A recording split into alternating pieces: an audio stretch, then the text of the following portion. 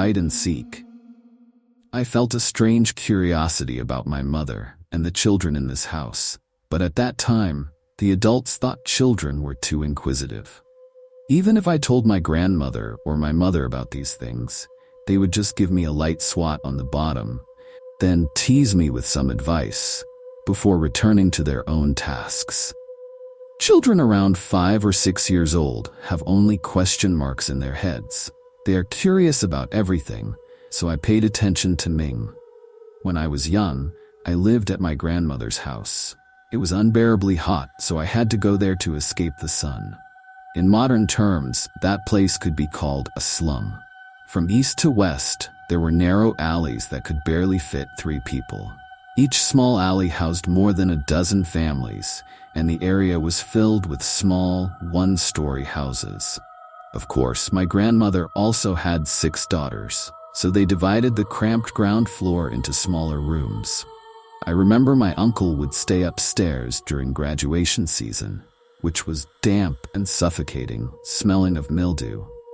Even though it was late autumn, staying up there for a while made you sweat profusely. Most of the houses were self-built. Although they were old and shabby, they were quite sturdy. However, there was often not enough light, and even during the day, you couldn't see your 5 fingers when you held your hand up. Still, for the people living there, it was definitely better than living in a thatched hut. Every alley had 1 or 2 spots to play in, like a big net, resembling a patch of farmland that concealed the ditches. The children from each household, regardless of size, played freely. In spring, they played marbles. In summer, they tossed cards. In autumn, they played with spinning tops. And in winter, they threw snowballs. The kids only thought about how to change the way they played. At that time, you could almost always see a bunch of little rascals covered in sweat and dirt, running around wildly. Sometimes they would bump into busy adults. Parents would occasionally shout at them, but then they wouldn't have the time to manage it anymore. Naturally, the best and easiest game to play in such terrain is hide and seek. And when it comes to hide and seek, I immediately think of Ming.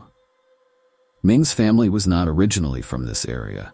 He and his mother, a frail, pale woman, had moved in next to my grandmother.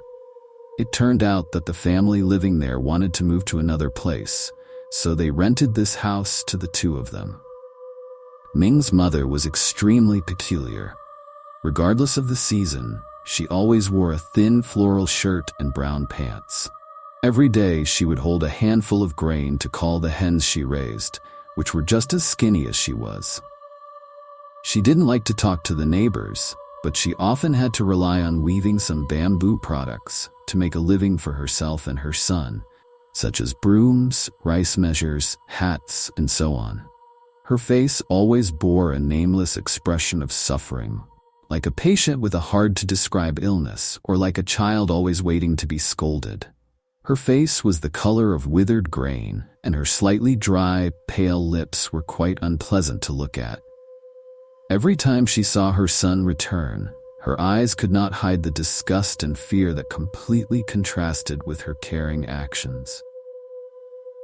Ming's mother's voice was always very low, as if it were muffled by a veil or echoed from deep within the ground.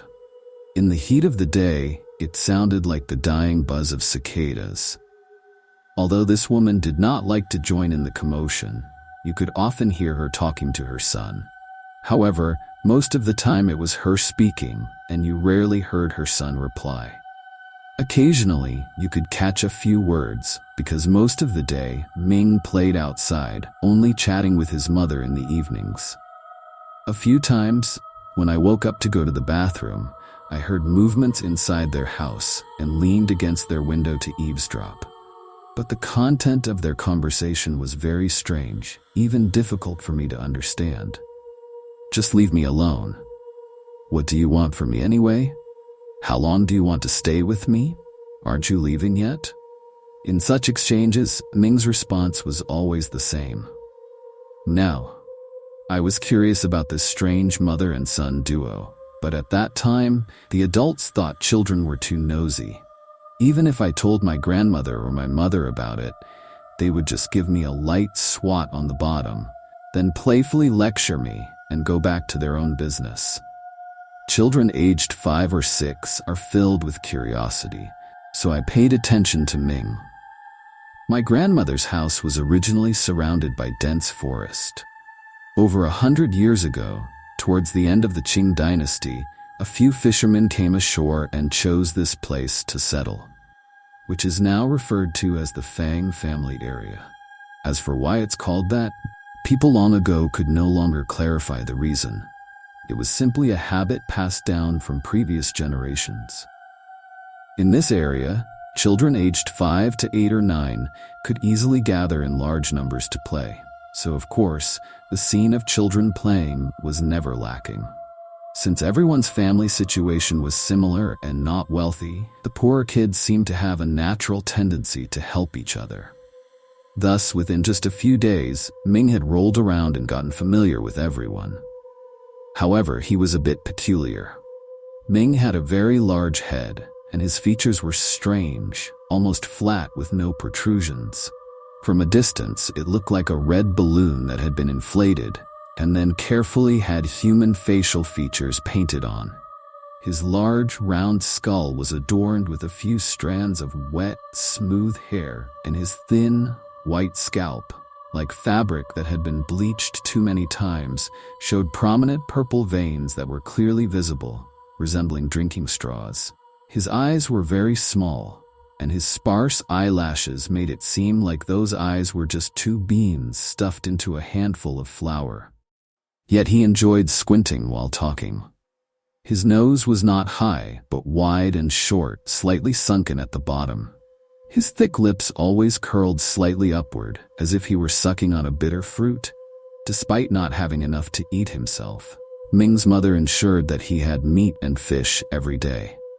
She was truly very poor, often going to the nearby pond with her bare hands to catch a few frogs to cook for him, even if it meant her hands were harmed by the toxic secretions of the frogs.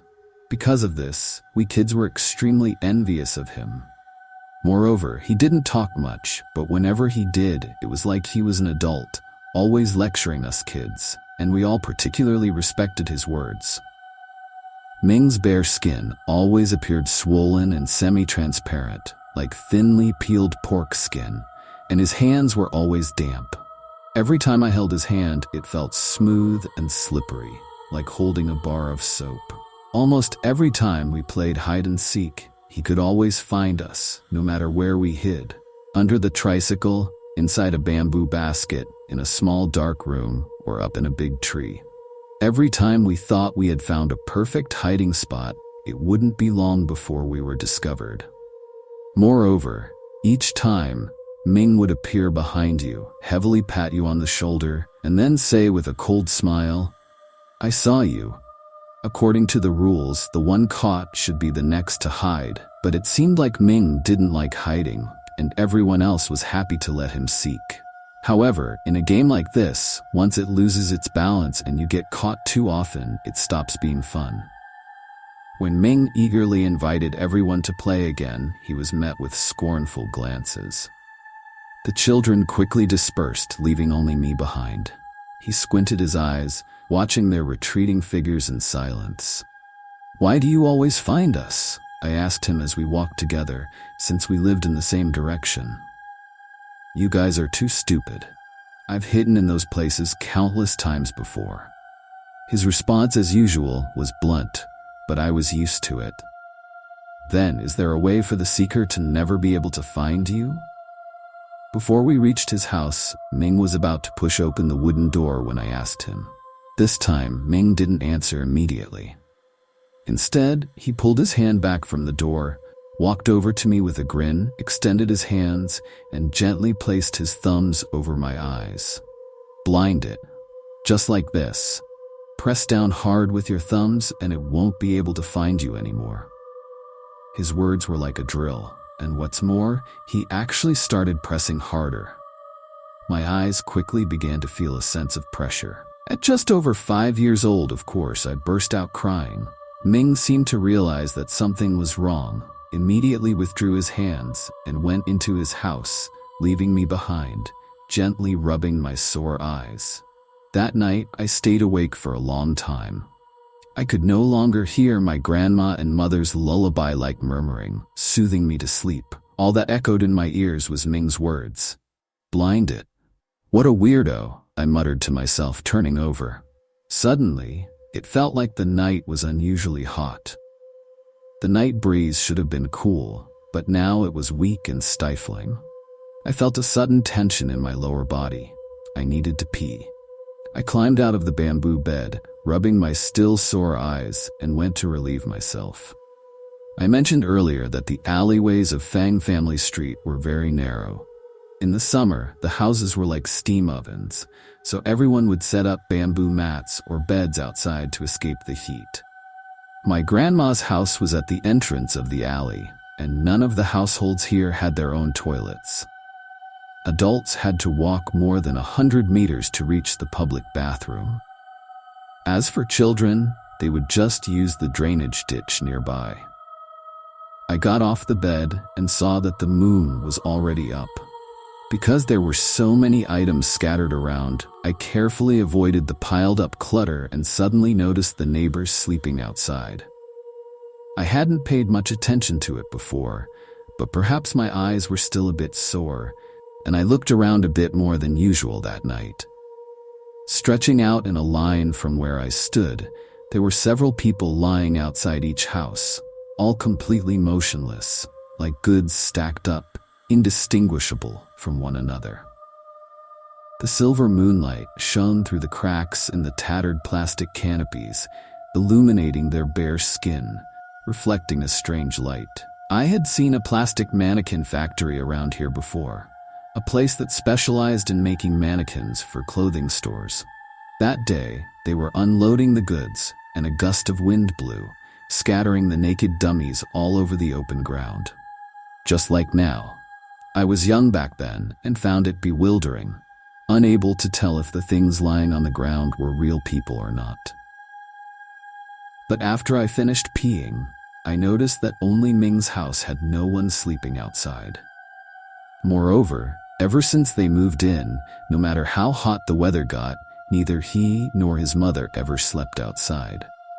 They would always go inside after dinner and close the door early.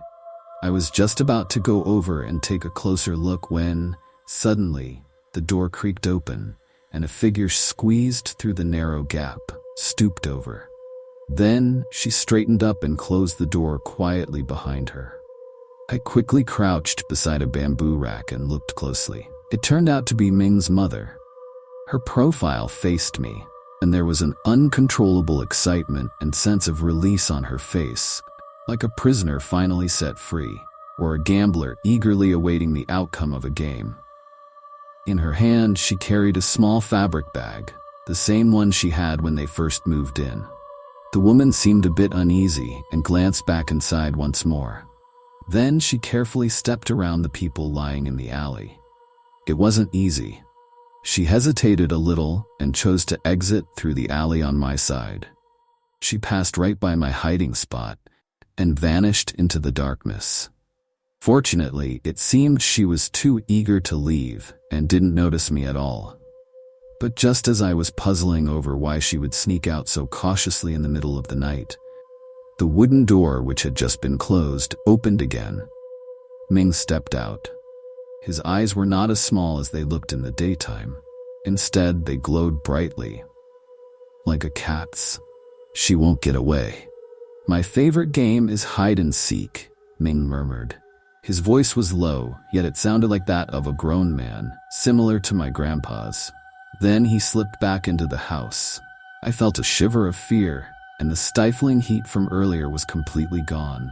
I rubbed my arms covered in goosebumps and climbed back into bed.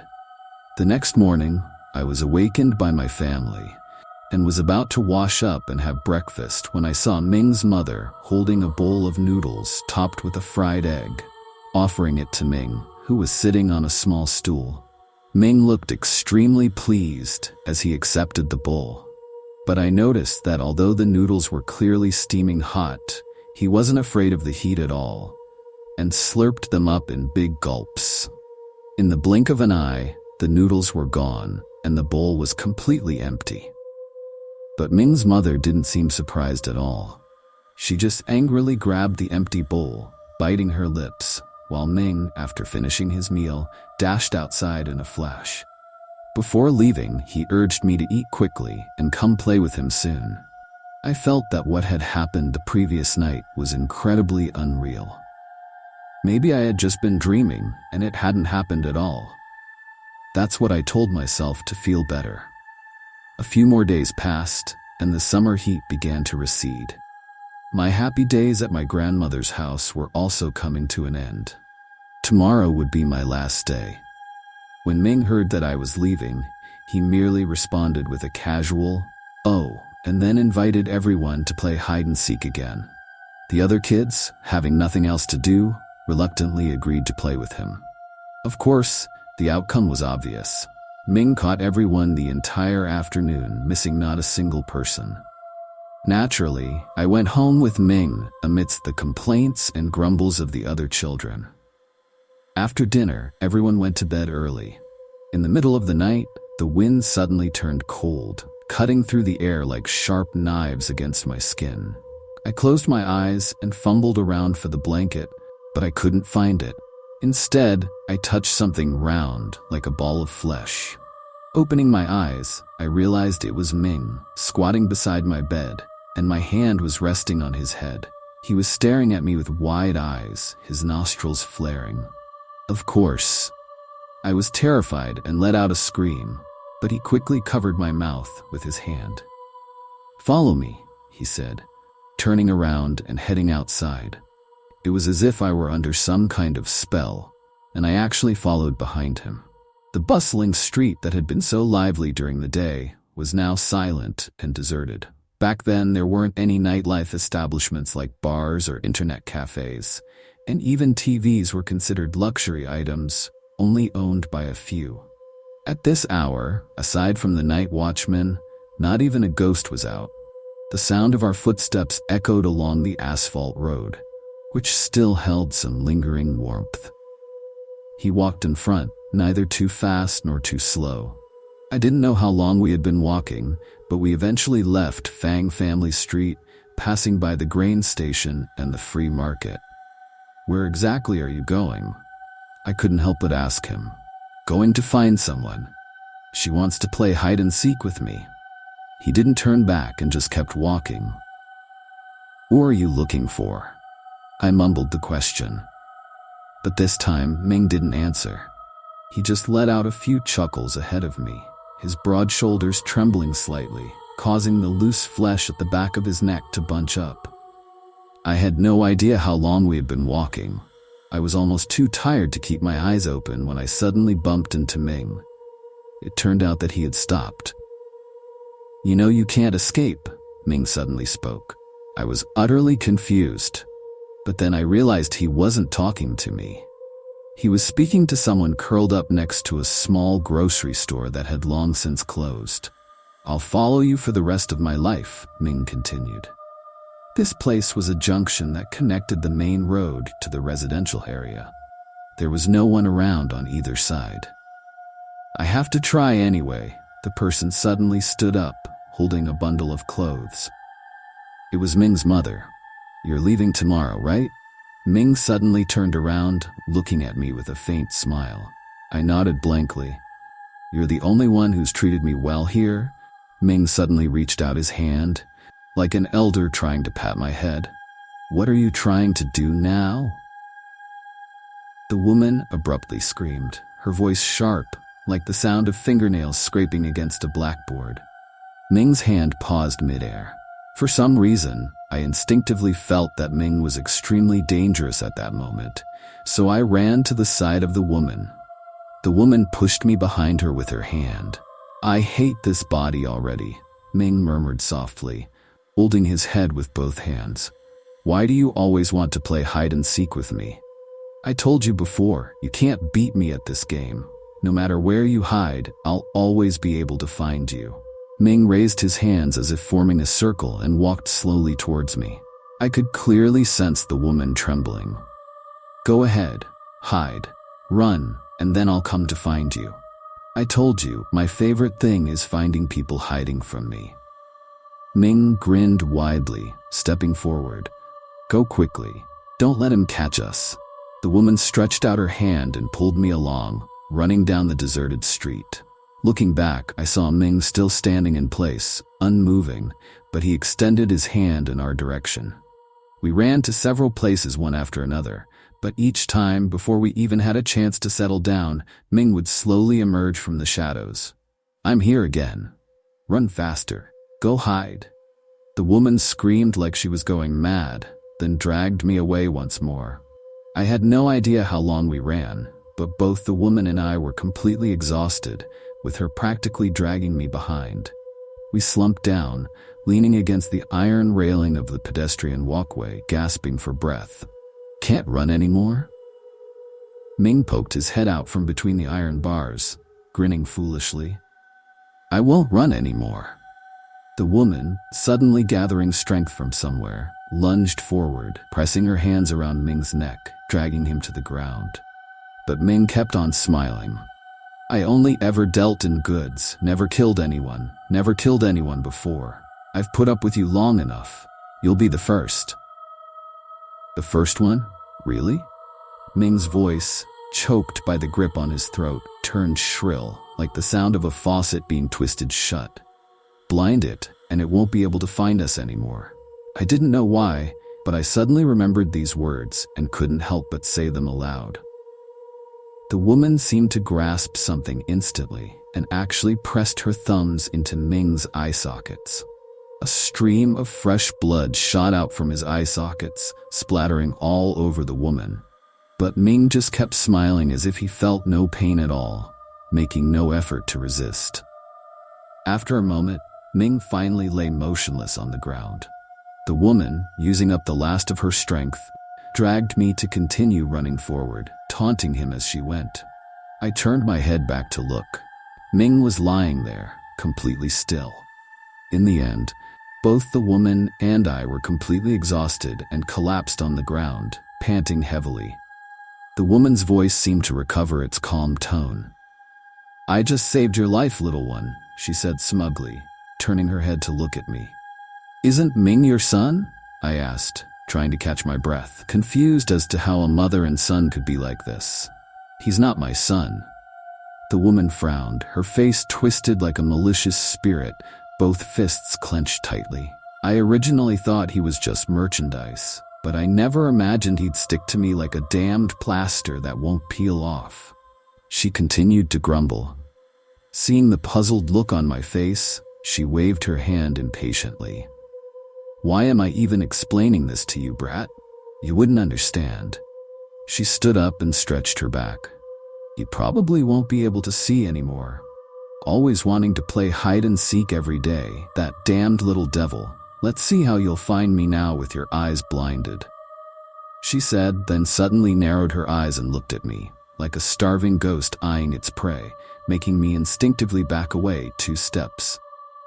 Come along with me. I'll take you to play, she said, reaching out her hand toward me. I desperately shook my head and backed away. She cursed angrily, then turned away, ignoring me. Where are you going? I asked, seeing her stoop down abruptly, her figure weary. None of your business. The woman turned her neck in a strange way. Why does it feel like something's tugging at my hair? I suddenly noticed a plump, pale hand covered in green veins, like the veins on dried leaves, stretching out from the back of the woman's neck. I instinctively looked up. Another Ming, heavy and hunched over on the woman's back, grinned exaggeratedly, one hand tightly gripping her hair and the other pressed against his own lips, making a silent gesture toward me. But something felt wrong. There wasn't any sign of injury on Ming's face, even though the woman's hand had clearly been bleeding just moments ago. The woman seemed completely oblivious as she continued walking down the street. After a few steps, she turned her head and twisted her neck again. No matter where you go, I can always find you. Suddenly, a voice like a whisper drifted past my ear. Ming's voice. I didn't go home. I just sat there until dawn because my legs felt weak. When I finally returned home at daylight, I was scolded. Both my grandmother and mother were frightened, but luckily, nothing had happened to me, so they eventually let it go. Not long after, I heard that some police officers came to the area holding a warrant, looking for Ming's mother. Or rather, it would be more accurate to say, looking for that woman. Who was that person really? I asked my mother. That woman was a human trafficker. She specialized in selling young children, kids around your age. She would trick them into gathering in one place and then take them to the countryside to sell. But one night, the driver dozed off at the wheel and the truck overturned into the river.